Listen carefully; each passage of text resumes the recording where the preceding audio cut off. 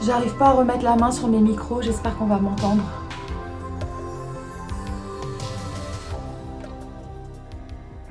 Un jour, il faudra que je fasse une vidéo sur les chats au cinéma. Bonjour, aujourd'hui je vais vous présenter ce que j'ai rapporté dans ma collection ces derniers jours. Tout premier, je suis allée chez Cash Express, comme d'habitude. Et on avait une offre de DVD achetés, un DVD offert. Bon, faut savoir que là-bas, les DVD, ils sont entre... les premiers prix, c'est 49 centimes. La majorité, c'est 99 centimes. Et ensuite, il y a d'autres prix pour des éditions un petit peu spéciales, collector, tout ça. J'ai trouvé, du coup, 3 DVD. Premier, c'est le DVD de Mutant, que j'avais beaucoup aimé. Et ça fait très longtemps que je ne l'ai pas vu, donc c'est l'occasion de le revoir, c'est parfait. Le second, c'est La Meute. Il me semble que je l'ai vu, mais j'en suis pas sûre. Donc, voilà, ça va être classé dans la même catégorie, hein, cinéma de genre francophone. Et le troisième DVD, donc pour 1 euro, Les Proies. Si vous ne connaissez pas cette histoire, c'est avec Colin Farrell et Nicole Kidman. J'ai vraiment beaucoup aimé ce film. Toujours chez Cash Express, 2 DVD achetés, 1 DVD offert. Alors, le moins cher de tous, celui qui m'a été offert, c'est La Malédiction du Pharaon. C'est de Lucio Fulci. Je n'aime pas le cinéma de Lucio Fulci parce que je le trouve soporifique. Un jour, on m'a fait faire un marathon pendant une journée entière, on n'a regardé que ça. Je n'ai jamais autant dormi de ma vie devant un écran. Je sais pas pourquoi je m'impose ça. Je sens que je vais regretter. Il était à 49 centimes, mais j'ai eu gratuit. Voilà, c'était histoire de prendre un 3e film. Je me suis dit, allez, Céline, tu vas essayer de te relancer dans du Fulci, histoire d'être bien sûre de ne pas aimer du tout. On va voir. J'ai pris le film Catacombe. Alors, c'est pas le Catacombe qu'on connaisse, c'est un autre. J'avais pas du tout connaissance de ce film. Ce qui m'a interloqué, c'est que c'est avec la chanteuse Pink. Plutôt étonnant. Donc, je vais découvrir ça. Et le dernier film chez Cash Express, j'ai failli le faire tomber, c'est Alive. Si vous ne connaissez pas Alive, c'est l'adaptation au cinéma du livre, donc qui est en fait une histoire vraie, hein, d'une équipe de rugbymen de l'Uruguay ou Paraguay, Uruguay, qui part en avion pour un match et qui en fait s'écrase en pleine montagne et qui doit survivre pendant longtemps, comme ça. Et c'est un super film, et moi j'ai connu cette histoire parce que mes parents avaient dans leur bibliothèque ce bouquin que j'ai toujours, que j'ai gardé, Les Survivants. Donc c'est l'histoire originale racontée par les survivants du coup de ce crash d'avion. C'est vraiment une super histoire, et au cinéma est sorti récemment Le Cercle des Neiges, je crois, que je n'ai pas vu. J'ai pas forcément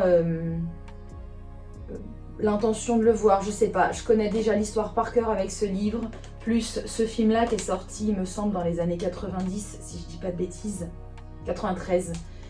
Je connais déjà l'histoire par cœur de la bouche des survivants, donc je sais pas si j'ai envie de voir un biopic de plus. Je sais pas, peut-être je le regarderai à l'occasion. Et chez Cash Express, les Blu-ray sont à 1,99€ ou 2,99€ selon le Blu-ray. Je sais plus combien j'ai payé celui-là. Red State, si vous ne l'avez pas vu, c'est un très bon film. Et heureusement, La Marée est rouge. Merci. Merci de ne pas nous avoir imposé du bleu électrique.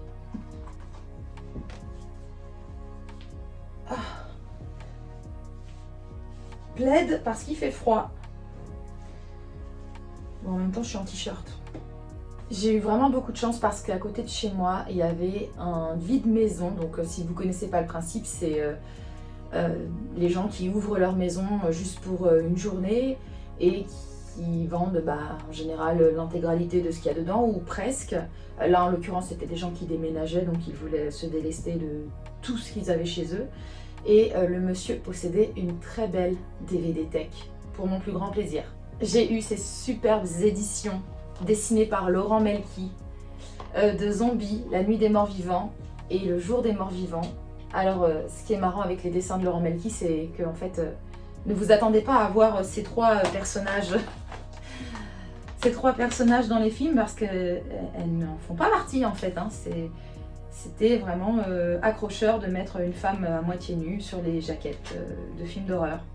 Toujours chez ce même monsieur, j'ai trouvé une très belle édition de Hurlement.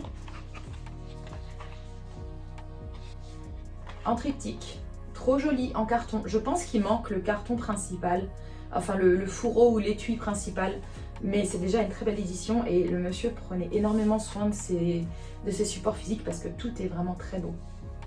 Dans un très bel état en tout cas. Chez ce même monsieur, j'ai trouvé Harold et Maude. Ah là là, je le voulais. Et si vous l'avez jamais vu, c'est vraiment un joli film. Il faut le voir. Du coup, comme j'ai rentré le support physique de Hurlement et que sort au cinéma en ce moment Wolfman, que je n'ai pas encore vu, mais que j'ai vraiment très envie de voir, même si j'entends pas mal de critiques négatives, c'est pas grave. J'aime les films de loup-garou, donc je veux le voir. Et j'en profite pour faire un top de mes films de loup-garou préférés. Alors, en support physique lié au loup-garou, j'en ai pas beaucoup au final. Mais j'ai déjà mes 2 préférés et ça n'a pas de prix. Alors, mes 2 préférés sont, sans surprise, Le Loup-garou de Londres. On sait à quel point ce film est génial. Et mon film préféré au monde sur les loups-garous, c'est Wolf. Alors Wolf, je l'ai en VHS en fait, c'est une VHS scellée. Je ne l'ai pas encore en support physique Blu-ray ou DVD. Je le prendrai à l'occasion quand il y aura une belle édition qui sortira. Ce film est incroyable et la musique d'Ennio Morricone dedans, elle me hante depuis toujours, vraiment. Et j'ai un mal fou à trouver le CD, parce qu'il s'est vendu à l'époque, le CD de la bande originale du film. Je ne le trouve pas. Et sur Spotify, on ne trouve pas non plus cette musique. En film de loup-garou, j'ai Dog Soldiers. On m'avait vraiment beaucoup vanté le film en me disant « Regarde, c'est super, c'est super ». J'étais un peu déçue. Est-ce qu'on me l'a trop vendu? Ça, c'est possible. C'était sympa, mais bon, pas plus que ça. Le Loup-garou de Paris, alors je sais, c'est mauvais. C'est pas un bon film. Mais je sais pas, je l'ai découvert quand j'avais une vingtaine d'années et il m'a vraiment marqué. Je me souviens l'avoir vu beaucoup de fois à la suite. C'était cette époque où j'avais 20 ans et que j'avais acquis un lecteur de DVD et je commençais à revendre mes VHS pour acheter des DVD à la place. Mais ce qui m'a marqué dans ce film, c'est la scène. Déjà, j'ai trouvé que les loups-garous étaient très bien faits. Et c'est la scène où on voit un loup-garou allongé sur une table et sanglé derrière un rideau, si vous connaissez cette scène. Je ne vous dis pas ce qui se passe, mais elle m'a vraiment marqué cette scène. J'ai une édition de Wolfman avec Benicio del Toro et Anthony Hopkins. C'était sympa, mais j'en garde pas spécialement de souvenirs marquants. J'ai vu dernièrement un film qui s'appelle Seules les bêtes. C'est un film français avec Denis Ménochet. Et regardez-le. Et ça fait écho à un fait divers très récent qu'on a pu voir un peu partout. Cette fameuse femme qui s'appelle Anne et qui a donné de son plein gré 830 000 € à un homme qui se faisait passer pour Brad Pitt.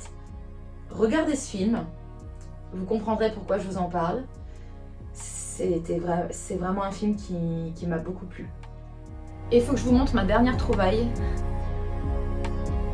Si Jonesy avait fait son travail de chat, on n'en serait pas là, il n'y aurait pas eu autant de décès. Alien version courte.